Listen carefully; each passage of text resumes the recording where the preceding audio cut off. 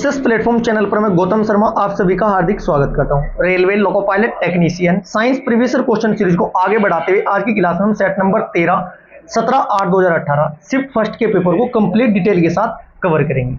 ये क्लास आपकी आगामी railway exam loco pilot technician NTPC JE signal telecommunication first के लिए अति महत्वपूर्ण होने वाली है। इस क्लास में मैं आपको क्वेश्चन के साथ साथ पूरा टॉपिक कंप्लीट कवर कराऊंगा जहां से एग्जाम में क्वेश्चन बनते हैं। यदि आपकी तैयारी बेहतर है तो आज की क्लास में आपका साइंस का फर्स्ट डिवीजन होगा। मोस्ट इंपोर्टेंट क्वेश्चन आपको देखने को मिलेंगे। डिटेल के साथ कवर करना जरूरी है क्योंकि एक भी क्वेश्चन हमारा एग्जाम में ऐसा नहीं होना चाहिए जो हमारा कवर किया हुआ नहीं हो। क्लास स्टार्ट करते हैं। क्वेश्चन नंबर फर्स्ट, वृद्धि हार्मोन्स कार्य करता है, क्या कार्य करता है? अब सबसे पहले बच्चों आपको वृद्धि हार्मोन समझने से पहले ये पता होना चाहिए जो ग्रंथियां होती है कौन कौन सी होती है, अंतःस्रावित ग्रंथियां कौन कौन सी होती है, बाह्यस्रावित ग्रंथियां कौन सी होती है, कौन सी ग्रंथि से कौन सा हार्मोन रिलीज होता है, उसका वर्क क्या होता है, सब कुछ कवर करेंगे क्वेश्चन के साथ साथ। देखिएगा सब स्टूडेंट, सबसे पहले आपको पता होना चाहिए बच्चों ग्रंथियां क्या होती है। बॉडी के में पार्ट जो रासायनिक पदार्थ का उत्सर्जन करते हैं, ठीक है जी। यहीं से क्वेश्चन बनता है अंतःस्रावित ग्रंथियां कौन सी होती है? 4 प्रकार की होती है। कौन कौन सी? नंबर 1 पीयूष ग्रंथि, नंबर 2 थायराइड ग्रंथि, नंबर 3 पैराथायराइड ग्रंथि, नंबर 4 एड्रिनल ग्रंथि। इन सभी से कौन कौन से आपके एंजाइम या कौन कौन से हार्मोन्स रिलीज होते हैं ये भी आपको पता होना चाहिए। यहीं से क्वेश्चन बनता है, ठीक है जी। देखिएगा सबसे पहले बात करते हैं पीयूष ग्रंथि की। पीयूष ग्रंथि से क्वेश्चन निश्चित है जी पूछा जाता है। सबसे पहले आपको पता होना चाहिए जो पीयूष ग्रंथि होती है वो कहां पर होती है बच्चों? वो मस्तिष्क में होती है। इसे मास्टर ग्लैंड और सेल टर्सी का बोलते हैं, ठीक है जी। इस ग्रंथि से एसटीएच हार्मोन्स निकलता है। डायरेक्ट पूछा जाएगा एसटीएच हार्मोन्स कौन सी ग्रंथि से निकलता है? राइट आंसर क्या होगा बच्चों? पीयूष ग्रंथि से। कौन सी ग्रंथि से? पीयूष ग्रंथि से। एसटीएच हार्मोन्स को ही ना ग्रोथ हार्मोन्स भी कहते हैं। डायरेक्ट ये भी पूछा जा सकता है ग्रोथ हार्मोन्स कौन सी ग्रंथि से निकलता है? आपका पीयूष ग्रंथि से निकलता है। पीयूष ग्रंथि कैसी ग्रंथि है? पीयूष ग्रंथि बच्चों कैसी ग्रंथि है? ये आपकी एक अंतःस्रावित ग्रंथि है। क्लियर है जी। जो एसटीएच हार्मोन्स होता है बच्चों इसका कार्य क्या होता है? शरीर की वृद्धि करना, हड्डियों की वृद्धि करना और उनको नियंत्रण करना। इस हार्मोन्स का कार्य होता है, एसटीएच हार्मोन्स का कार्य होता है। एक क्वेश्चन बनता है पीयूष ग्रंथि से मानव शरीर की सबसे छोटी ग्रंथि कौन सी होती है? ये भी आपकी पीयूष ग्रंथि ही होती है। इस प्रकार आप अच्छे से तैयारी कीजिएगा। एक भी क्वेश्चन आपका एक्स्ट्रा फैक्ट में डिटेल से बाहर नहीं जा सकता क्योंकि देखो ऐसा है बच्चों प्रीवियस ईयर क्वेश्चन से क्वेश्चन तो रिपीट होते हैं, ये तो बात निश्चित है। लेकिन यदि आप उन टॉपिकों की डिटेल अच्छे से कवर कर लोगे तो गारंटी में लेता हूं एक भी क्वेश्चन आपका बाहर नहीं जा सकता। इससे पहले मैं आपको भौतिक विज्ञान टॉपिक वाइज कंप्लीट करा चुका हूं, रेलवे के पिछले 10 वर्षों के प्रीवियस ईयर क्वेश्चन। रासायनिक विज्ञान कंप्लीट करा चुका हूं, जीव विज्ञान कंप्लीट करा चुका हूं। अब हमारी ये date and shift wise loco pilot technician की सीरीज अलग से स्टार्ट है, एनटीपीसी की सीरीज साइंस की अलग से स्टार्ट की हुई है और आरपीएफ कांस्टेबल एसआई की सीरीज आपकी अलग से स्टार्ट की हुई है। एक क्वेश्चन बनता है यहां से बच्चों थायराइड ग्रंथि से क्या क्या क्वेश्चन पूछे जाएंगे ये भी आपको पता होना जरूरी है बच्चों। थायराइड ग्रंथि जो होती है सांस नली के ना जस्ट नीचे की साइड होती है। ये अंतःस्रावित ग्रंथि में सबसे बड़ी ग्रंथि होती है। ये भी क्वेश्चन पूछा जा सकता है अंतःस्रावित ग्रंथि में सबसे बड़ी ग्रंथि कौन सी होती है? ये आपकी थायराइड ग्रंथि होती है। पीयूष ग्रंथि से कौन सा हार्मोन निकल रहा था? एसटीएच। जबकि थायराइड से कौन सा निकलता है बच्चों? थायराइड ग्रंथि से कौन सा हार्मोन निकलता है? टीएसएच, ठीक है जी। एक क्वेश्चन बनता है यहां से थायरोक्सिन हार्मोन्स का। कौन से हार्मोन्स का बच्चों? Thyroxine hormones. बच्चों आयोडीन की अधिक मात्रा होती है इसमें, ठीक है जी। आयोडीन की अधिक मात्रा होती है। एक पैराथायराइड ग्रंथि से क्वेश्चन क्या बनता है? पैराथायराइड ग्रंथि से 2 हार्मोन्स निकलते हैं। कितने हार्मोन्स निकलते हैं बच्चों? पैराथायराइड ग्रंथि से 2 हार्मोन्स निकलते हैं। Number 1 parathyroid hormone, number 2 calcitonin. Calcitonin का क्वेश्चन आपने अक्सर करके एग्जाम में देखा होगा। पैराथायराइड हार्मोन जो होता है बच्चों जब ब्लड में ना कैल्शियम की मात्रा में कमी आ जाती है तो पैराथायराइड हार्मोन निकलते हैं और जब ब्लड में कैल्शियम की मात्रा अधिक हो जाती है तो कौन सा हार्मोन रिलीज होता है बच्चों? कैल्सीटोनिन हार्मोन रिलीज होता है। इतना आपको पता होना बहुत जरूरी है। और जो ये है ना इन हार्मोन्स के अनबैलेंस हो जाने से ना पथरी जैसी बीमारी हो जाती है। डायरेक्ट पूछा जाता है किसके कारण होती है पथरी जैसी बीमारी? इन दोनों हार्मोन्स के अनबैलेंस हो जाने के कारण पथरी जैसी बीमारी आपकी हो जाती है। इस प्रकार आपको अच्छे से डिटेल के साथ कवर करने हैं। क्वेश्चन नंबर फर्स्ट का आपका राइट आंसर होगा कभी कभी विकास प्रोत्साहन और कभी कभी विकास अवरोधक के रूप में वृद्धि हार्मोन्स कार्य करता है। Next question, question number second, कौन सा स्थायी ऊतक एक पौधे को कठोर और मजबूत बनाता है? देखिएगा क्वेश्चनों का लेवल देख लीजिएगा। ये लोको पायलट टेक्नीशियन का पेपर सोल्व करा रहा हूं, जेई का पेपर ये आपका नहीं है। आरआरबी जूनियर इंजीनियर के आपके एग्जाम में इससे भी अच्छे लेवल के क्वेश्चन आते हैं, इसलिए बच्चों हल्के में लेकर नहीं चलना है साइंस को। 10th बेस लिखा ही होता है, लेकिन 10th बेस के मैक्सिमम क्वेश्चन नहीं पूछे जाते, लगभग 10 से 15% वेटेज रहता है और आपके लेवल बहुत बेहतरीन होता है क्वेश्चनों का। नेक्स्ट क्वेश्चन, क्वेश्चन नंबर 2, कौन सा स्थायी ऊतक एक पौधे को कठोर और मजबूत बनाता है? क्वेश्चन नंबर 2 का आपका राइट आंसर होगा ये स्क्लेरन कायमा होता है जी। नेक्स्ट क्वेश्चन, क्वेश्चन नंबर 3, किसी एकल आवृत्ति की आवाज को क्या कहा जाता है? क्वेश्चन नंबर 3 का राइट आंसर होगा, इसे बोला जाता है बच्चों टोन। कह नहीं देते कि किस टोन में बात कर रहे हैं, ठीक है जी। ऐसे ही मैं आपको जो आपका NTPC, loco pilot technician, group D, RRB, JE के जो मैथ के पिछले 10 वर्षों में जितने भी परीक्षा हुई है उन सभी 10 वर्षों के क्वेश्चनों को चैप्टर वाइज मैं आपको प्रोवाइड करा रहा हूं। एक चैप्टर में मैं आपको 3 पार्ट में कवर करा रहा हूं, part number 1, part number 2 math का, पार्ट नंबर 3। एक चैप्टर के कितने पार्ट कवर करा रहा हूं बच्चों? 3। प्रत्येक पार्ट में आपके 25-25 क्वेश्चन है, 25-25-25। इस प्रकार एक चैप्टर के टोटल 75 क्वेश्चन कवर करा रहा हूं।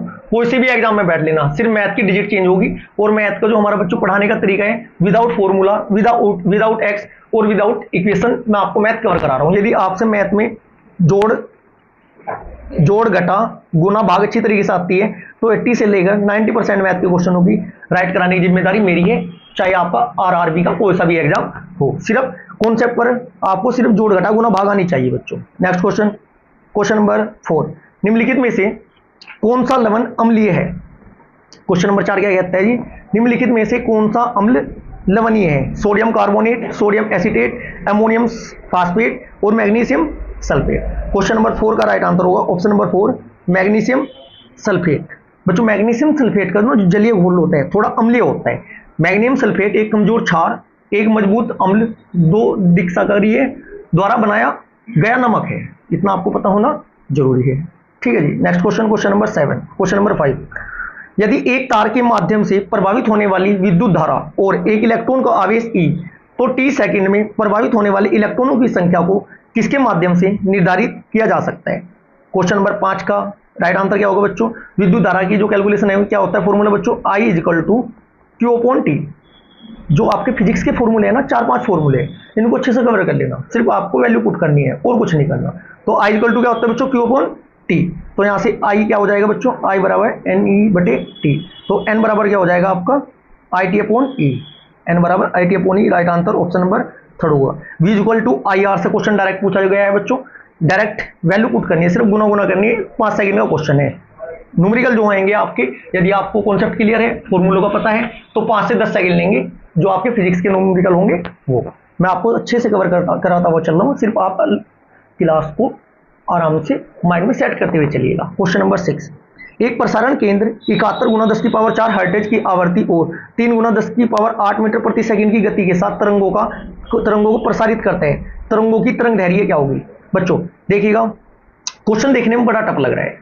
जो स्टूडेंट टेक्निकल, जिन्होंने पॉलिटेक्निक की है या बीटेक की है, वो तो इसे 5 सेकंड में चुटकी बजाती सोल्व कर लेंगे। यदि आपने नहीं की है, आपका मतलब 12th बेस पर आप या ITI बेस पर आपने लोको पायलट का फॉर्म फिल किया है, तो कोई बड़ी बात नहीं।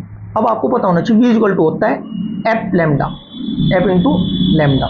लैम्डा बराबर क्या होगा आपका? V/F, ठीक है जी। एक इसमें लेंस वाला क्वेश्चन आते हैं जिसमें उसमें उसकी क्षमता पूछता है, ठीक है जी, वो भी 1/D लगा देना, डायरेक्ट सोल्व हो जाता है। देखिएगा क्या करोगे, यहाँ से लैम्डा बराबर क्या होता है? V/F होता है बच्चों। F बराबर कितना दिया है? 71 × 10⁴ हर्ट्ज। बोले तो 71 के सामने 4 जीरो साधारण भाषा में। V = क्या दिया है? 3 × 10⁸, इसका मतलब 3 के सामने 8 जीरो। तो क्या करना है? V की वैल्यू बटे F की वैल्यू कर देना। ये क्या हो जाएगा? 3 के सामने कितनी जीरो आएगी? 1 2 3 4 5 6 7 8 अपॉन ये 17 हर्ट्ज में प्रसारण केंद्र आवृत्ति कितनी दी थी? 10⁴। 10⁴ 71 × 10⁴ करोगे, 71 के सामने कितनी जीरो आ जाएगी? 1 2 3 4। जब इसको कट करेंगे तो कितना निकल कर आएगा बच्चों? 422.53, 422.5 मीटर आपका राइट आंसर होगा ऑप्शन नंबर 3। देखो कुछ भी तो नहीं है। क्वेश्चन नंबर 7, गारंटी में लेता हूं, यदि आप ये सोच रहे हैं ना कि हमारा भौतिक विज्ञान कंप्लीट हो चुका है, रासायनिक विज्ञान कंप्लीट हो चुका है, तो बच्चों थोड़ा आपकी भूल है। क्योंकि आपको लगता है कि कंप्लीट हो चुका है, लेकिन लेवल देखिएगा क्वेश्चनों का, पता भी नहीं चलने का क्वेश्चन कहां से पूछा है, इसलिए हल्के में लेकर नहीं चलना है, previous year question series complete करते हुए चलिएगा। क्वेश्चन नंबर 7, प्रजनन के लिए फूलों में आवश्यक अंग कौन सा होता है? प्रजनन के लिए फूलों में आवश्यक अंग कौन सा होता है? क्वेश्चन नंबर 7 का आपका राइट आंसर होगा, ये होता है आपका पुंकेसर और स्त्री केंद्र। ठीक है जी। नेक्स्ट क्वेश्चन, क्वेश्चन नंबर 8, एक शुष्क सेल में ऊर्जा किस रूप से संग्रहित होती है? एक शुष्क सेल में ऊर्जा किस रूप में संग्रहित होती है? क्वेश्चन नंबर 8 का राइट आंसर होगा रासायनिक ऊर्जा। एक यहां से टॉपिक निकलता है प्रमुख, एक टॉपिक निकलता है प्रमुख उपकरण जो कन्वर्जन करते हैं, जैसे कि मोटर हुई आपकी, साधारण भाषा में रटना नहीं है, मोटर हुआ, आपका जनरेटर हुआ, ट्रांसफार्मर हुआ, ठीक है जी, बल्ब हुआ, आपका ये फैन हुआ, ठीक है जी, माइक्रोफोन हुआ, आपका स्पीकर हुआ, इनकी वर्किंग प्रिंसिपल क्या होते हैं? साधारण भाषा में आपके सामने आप डेली यूज करते हो, देखो कैसे की। मान लिया सपोज कीजिएगा मैं मोटर की बात करता हूँ स्टार्टिंग में, यहां से क्वेश्चन पूछा जाएगा मोटर, ये मोटर का सिंबल होता है, एम बीच में लिखा होता है, इतना आपको पता है। अब मोटर का जो वर्क होता है क्या होता है बच्चों? सबसे पहले आपको पता होना चाहिए मोटर में हम इनपुट में क्या देते हैं बच्चों? ई देते हैं, ई बोले तो इलेक्ट्रिकल एनर्जी देते हैं सर जी, सभी को पता है। इलेक्ट्रिकल एनर्जी इनपुट में दी, आउटपुट में क्या हुआ? मोटर घूमना स्टार्ट होती है, इसे आउटपुट में एम बोलते हैं। जितने स्टूडेंट टेक्निकल है उनको पता होगा, ई बराबर इलेक्ट्रिकल सिग्नल होता है, एम बराबर मैकेनिकल सिग्नल होते हैं, एनर्जी होती है। ठीक है जी। मोटर का कार्य क्या होता है? इलेक्ट्रिकल एनर्जी को मैकेनिकल एनर्जी में कौन बदलता है? आपका मोटर बदलती है। यही बात करूं जनरेटर की, जनरेटर का वर्क क्या होता है बच्चों? जनरेटर की क्या करता है? जनरेटर में हम इलेक्ट्रिकल नहीं देते, जनरेटर को हम क्या करते हैं? मूव करते हैं, घूमना स्टार्ट होते हैं। इसका मतलब जनरेटर में इनपुट में क्या दिया? मैकेनिकल एनर्जी दी, जनरेटर घूमना स्टार्ट हुआ, स्टार्ट हो चुका है। उसके बाद क्या देगा जनरेटर में? क्या देगा बच्चों? आउटपुट में इलेक्ट्रिकल एनर्जी देगा। क्लियर है जी? चलो 2 क्वेश्चन क्लियर हुए। अब बात करते हैं आपके फोन की। फोन में एक माइक होता है, एक स्पीकर होता है, वर्किंग प्रिंसिपल क्या होता है सर इनका? देखिएगा, सबसे पहले माइक की बात करेंगे। किसकी बात करेंगे बच्चों? माइक की। माइक जो आपका उपकरण है, ठीक है, वो कैसे कन्वर्ट करता है, क्या कन्वर्ट करता है? माइक में आपने हेलो बोला, क्या बोला बच्चों आपने? माइक में हेलो बोला। हेलो क्या हुआ? हेलो आपकी हुई साउंड वेव। क्या हुआ जी? Sound wave. इसका मतलब क्या हुआ? माइक को आपने हेलो बोला, साउंड वेव को इलेक्ट्रिकल वेव या इलेक्ट्रिकल एनर्जी में कन्वर्ट कौन करते हैं? माइक करते हैं। माइक का कार्य क्या होता है? साउंड एनर्जी को इलेक्ट्रिकल एनर्जी में कन्वर्ट करने का कार्य होता है। अब ऐसा तो है नहीं हेलो बोल रहा है, हेलो मतलब हिंदी वाले वर्ड आगे मोबाइल पे जा रहे हैं, ऐसा तो नहीं देखा आपने। चलो, अब आपके पास इलेक्ट्रिकल एनर्जी आई, अब इलेक्ट्रिकल एनर्जी को क्या करेगा? यहां पर एक स्पीकर लगा होगा, स्पीकर के पास क्या गई? Electrical energy. इलेक्ट्रिकल एनर्जी को स्पीकर ने क्या किया? साउंड वेव में कन्वर्ट करके आपको दे दिया, उधर हेलो सुनाई दे गया। ठीक है जी। अब आपको 2 क्वेश्चन पता चले। यदि बात करें माइक की, माइक क्या करता है? साउंड एनर्जी को इलेक्ट्रिकल एनर्जी में कन्वर्ट करता है। अब बात करते हैं स्पीकर की, स्पीकर क्या करते हैं? इलेक्ट्रिकल एनर्जी को दोबारा फिर साउंड एनर्जी में कन्वर्ट कर देता है। ओके जी। नेक्स्ट क्वेश्चन, क्वेश्चन नंबर 9, 1 वाट बराबर होता है। पूरा टॉपिक कंप्लीट होना चाहिए, रट्टा फिकेशन से काम नहीं चलने का प्यारे बच्चों। क्वेश्चन नंबर 9, 1 वाट बराबर क्या होता है बच्चों? 1 जूल प्रति सेकंड। इसका कन्वर्जन इससे पहले वाली क्लास में मैंने आपको कराया है। 16 क्वेश्चन होते हैं कन्वर्जन के, कि सेल्सियस से फ़ारेनहाइट में, फ़ारेनहाइट से केल्विन में। ठीक है, 16 के 16 बहुत अच्छी तरीके से बताए, एक ही स्लाइड में कवर करा दिया था, आप उसको अच्छे से कवर कर लीजिएगा। नेक्स्ट क्वेश्चन, क्वेश्चन नंबर 10, तत्वों को उनके परमाणु द्रव्यमान के आधार पर वर्गीकृत करने का श्रेय किसे जाता है? क्वेश्चन नंबर 10 का right answer option number A, एमिथ मैनलीफ। इसमें 3 क्वेश्चन बनते हैं। एक तो बनता है आपका ट्रायड का नियम किसने दिया था, नंबर 2 अष्टक का नियम किसने दिया था। एक क्वेश्चन बनता है अष्टक का नियम कहां फेल हो जाता है। ठीक है, इसके बाद एक आवर्त सारणी का क्वेश्चन बनेगा, एक आधुनिक आवर्त सारणी का क्वेश्चन बनेगा। जब भी आवर्त सारणी का क्वेश्चन आता है, चारों में से जब भी कोई सा भी आया है मैं आपको कवर कराया है। ट्रायड के नियम में वैल्यू दे देगा फर्स्ट कंपोनेंट की और फर्स्ट और थर्ड की, पूछ लेगा सेकंड की क्या होगी, दोनों को जोड़कर बटे 2 कर देना, वो सब निकल जाता है। फिक्स है जी वो। आगे बढ़े, जो स्टूडेंट साइंस की क्लास कंटिन्यू देखते हुए चल रहे हैं उनको अलग से बताने की आवश्यकता नहीं है।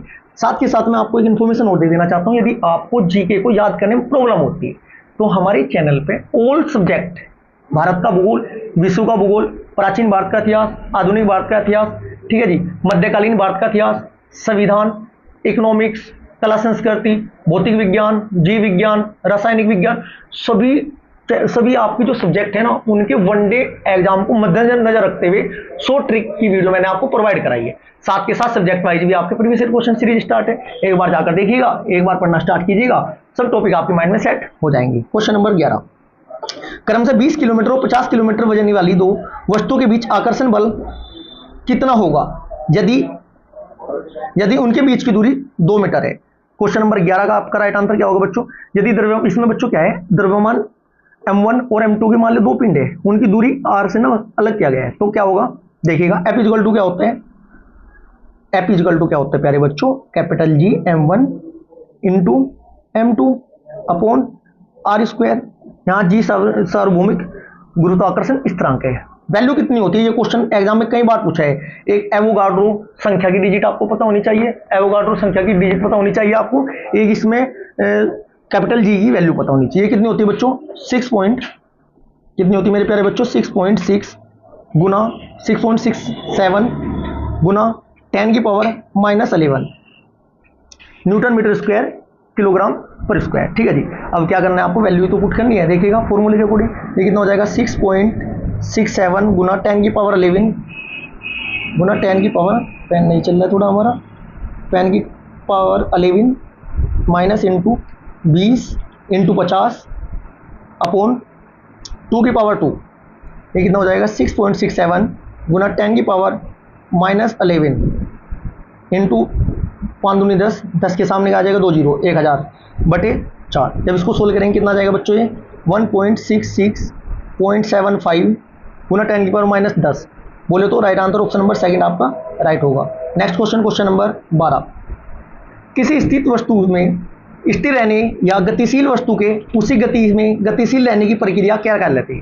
क्वेश्चन नंबर 12 का राइट आंसर होगा ऑप्शन नंबर 4 जड़त्व। इस बार प्यारे बच्चों एनटीपीसी में बहुत ही कम वैकेंसी निकली है, इतना पता है 1/4 के लगभग निकली है एनटीपीसी, इसलिए आपको बहुत अच्छे से तैयारी कर लेकर चलना पड़ेगा अभी से, क्योंकि मेरिट बहुत ज़्यादा हाई रहने वाली है। चाहे आपने जोन कोई सा भी सिलेक्ट किया है, कोई आपने मीडियम लेवल का जोन सेलेक्ट किया है, ठीक है, डेंजर जोन सेलेक्ट किया है, या बहुत ही जहां पर मेरिट कम रहती है, मेरिट कम कहीं नहीं रहने वाली। मैं आपको डरा नहीं रहा हूं, सतर्क कर रहा हूं। इस बार पेपर भी अच्छे लेवल का आएगा और मेरिट बहुत ज्यादा हाई जाएगी। यदि आपको सिलेक्शन चाहिए तो बहुत अच्छी तैयारी करके अभी से चलना पड़ेगा। क्लियर है जी, राइट आंसर ऑप्शन नंबर 4 होगा जड़त्व।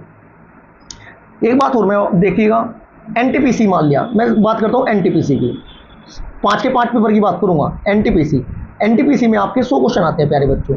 100 क्वेश्चन में से यदि मैथ की बात करूं, मैं मैथ के क्वेश्चन आपके आते हैं 30, रीजनिंग की बात करूं, रीजनिंग के 30, आपका जीके जीएस साइंस ये सभी को मिलाकर 40 बैठते हैं, और अलग सब्जेक्ट में कंप्यूटर के भी आ जाते हैं 1-2। हमारा टारगेट क्या है बच्चों, 30 मैथ के और 30 रीजनिंग के, 60 क्वेश्चन में से 55 प्लस में आपके कवर करा दूंगा, यदि आप अच्छे से ऐसे ही क्लास कंप्लीट देखते हुए चलेंगे। बच्चे आपके 40 जो आपके हैं प्रीवियस ईयर क्वेश्चन सीरीज मैंने एनटीपीसी की स्टार्ट कर दी, ग्रेजुएशन लेवल की बात कर रहा हूं मैं। ठीक है जी, in previous year question series को अच्छे से कवर करना है, डिटेल के साथ। क्वेश्चन रिपीट हो या ना हो, लेकिन डिटेल से क्वेश्चन हमेशा रिपीट होता है। 40 में से मेरा प्रयास रहेगा 30 क्वेश्चन कवर कराने का, बड़े आराम से कर लेंगे। कितने बच्चे बने बच्चे आपके, ये आपके हुए 85 नंबर। यदि आपके 80 प्लस नंबर आ गए, जोन आपका चंडीगढ़ हो, भोपाल हो, इलाहाबाद हो, अजमेर हो, XYZ, आपका कोई सा भी जोन हो, आप सेफ जोन में है। क्लियर है, क्योंकि नॉर्मलाइजेशन बेस पर आपकी मेरिट लगेगी, डरने की आवश्यकता नहीं है, कॉन्फिडेंस रखिए, कंप्लीट सिलेबस कंप्लीट करते हुए साथ के साथ मेरे चलिएगा। नेक्स्ट क्वेश्चन, क्वेश्चन नंबर 13 क्या कहता है, निम्नलिखित में से कौन सी धातु ठंडे या गर्म पानी के साथ प्रतिक्रिया नहीं करती। क्वेश्चन नंबर 13 का right answer option number 4 aluminium. जल्द ही मैं आपकी RRB signal telecommunication grade first की भी क्लास टेक्निकल वाली स्टार्ट करने वाला हूं। वो आपकी में जो पॉलिटेक्निक और जो आपके बीटेक में सब्जेक्ट होते हैं, सब्जेक्ट वाइज जो आपकी क्लास होगी कंप्लीट निचोड़, लगभग एक सब्जेक्ट से मैं आपको 200 क्वेश्चन दूंगा, उनसे बाहर क्वेश्चन नहीं आने के आपके। ठीक है जी, सिग्नल ग्रेड फर्स्ट की बात कर रहा हूँ, क्योंकि उसका आपको सिलेबस बहुत अच्छा है, आपको आइडिया भी नहीं है, अभी तक पेपर भी नहीं हुआ, प्रीवियस ईयर कोई क्वेश्चन नहीं है। मार्केट में यदि देखें तो सेपरेट कोई बुक भी अभी तक अवेलेबल नहीं है, सिर्फ आपको सिलेबस के अकॉर्डिंग कॉपी पेस्ट किया हुआ है जो आपकी मार्केट में बुक आ रही है। क्वेश्चन नंबर 14, पीएच मान में 7 से 14 में की हुई वृद्धि किसका प्रतिनिधित्व करती है। क्वेश्चन नंबर 14 का राइट आंसर होगा ऑप्शन नंबर 4 OH- आयन सांद्रता में वृद्धि। बच्चों पीएच स्केल की बात आई है, पीएच स्केल की खोज किसने की थी, सोरेनसन ने की थी। 0 से 14 तक की डिजिट आती है इसमें, इतना आपको पता है। नेक्स्ट क्वेश्चन, क्वेश्चन नंबर 15, इनमें से कौन सा पदार्थ फ्लोरोसेंट ट्यूब में उपस्थित गैस की प्रकृति के आधार पर एक विशेष रंग के साथ चमकता है। क्वेश्चन नंबर 15 का राइट आंसर ऑप्शन नंबर ए plasma. Next question, question number 16, आधुनिक आवर्त सारणी में धातुओं को कहां पर रखा गया है। क्वेश्चन नंबर 16 का राइट आंसर होगा, ये बाईं ओर रखी है जी धातुएं। आवर्त सारणी के तत्वों को धातु, उपधातु और अधातु के रूप में वर्गीकृत किया, इतना आप सभी को पता है। ठीक है जी। नेक्स्ट क्वेश्चन, ये पावर सारणी की जब भी क्वेश्चन आया ट्रिक के साथ मैंने पूरा आपको पूरा ग्रुप कवर कराया है, ठीक है जी। 17 ग्रुप, 17 नंबर, 18 नंबर में कौन कौन सी होती है ये आपको पता होना बहुत जरूरी है। क्वेश्चन नंबर 17, ऐसे धातु ऑक्साइड है जो अम्लों के साथ साथ क्षारों के साथ भी प्रतिक्रिया करते हैं, वो क्या कहा जाता है? क्या कहते हैं जी इनको? इनको कहते हैं amphoteric oxide. Next question, question number 18, एक पौधों में इनमें से क्या एक बीज में परिवर्तित होता है? क्वेश्चन नंबर 18 का राइट आंसर होगा ऑप्शन नंबर 4 बीजाणु। नेक्स्ट क्वेश्चन, क्वेश्चन नंबर 19, किसी परिवर्त में विद्युत प्रवाह किसके द्वारा संभव होता है? क्वेश्चन नंबर 19 का राइट आंसर इलेक्ट्रॉनों की गति के कारण। प्यारे बच्चों, ये आज की क्लास हमारी यहीं पर समाप्त होती है। आज हमारा बच्चों डे क्या है? मंडे को आपका लोको पायलट का मैं आज की क्लास आपको मैं कंप्लीट पेपर प्रोवाइड कराया है। यदि आपका लोको पायलट टेक्नीशियन का एग्जाम है, 60 मिनट में आप 75 क्वेश्चन कवर नहीं कर पा रहे हो, एक बार जाकर सोल्व करने का पैटर्न देखिएगा। लगभग 40 से 50, 40, 45, 50 मिनट में आप पूरा पेपर कंप्लीट सोल्व करोगे। सबसे पहले इसमें बताया मैंने आपको सेफ स्कोर तक कैसे पूछना है, क्वेश्चन को स्किप कैसे करना है, आंखों में लगभग 20 से 25% क्वेश्चन मैथ और रीजनिंग के कैसे सोल्व करने हैं। इसी प्रकार मैं आपको आरआरबी जेईई का भी पेपर सोल्व करा रहा हूं। जल्दी कंप्लीट पेपर सॉल्यूशन एनटीपीसी का भी मैं आपका स्टार्ट कर दूंगा। ये आज की क्लास हमारी यहीं पर समाप्त होती है। यदि क्लास आपको अच्छी लगी तो वीडियो को लाइक करें, शेयर करें। यदि आपने चैनल को अभी तक सब्सक्राइब और ज्वाइन नहीं किया तो चैनल को सब्सक्राइब और ज्वाइन जरूर करें। Thank you.